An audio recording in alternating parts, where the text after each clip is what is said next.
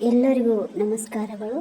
2026-27ನೇ ಸಾಲಿನ ಶಾಲಾ ಸಂಸತ್ ಚುನಾವಣೆಯನ್ನು ನಮ್ಮ ಸರ್ಕಾರಿ ಪ್ರೌಢಶಾಲೆ ಆಡ್ಕೆಯಲ್ಲಿ ಹಮ್ಮಿಕೊಂಡ ಚಟುವಟಿಕೆಗಳು ಈಗಾಗಲೇ ಅಧಿಸೂಚನೆ ಹೊರಡಿಸಲಾಗಿದ್ದು, ಅದರ ಪ್ರಕಾರ ಮಕ್ಕಳು ನಾಮಿನೇಷನ್ ಸಲ್ಲಿಸಿದ್ದಾರೆ. ಅದೇ ರೀತಿಯಾಗಿ ಪ್ರಚಾರ ಕೂಡ ಹಮ್ಮಿಕೊಂಡಿದ್ದಾರೆ.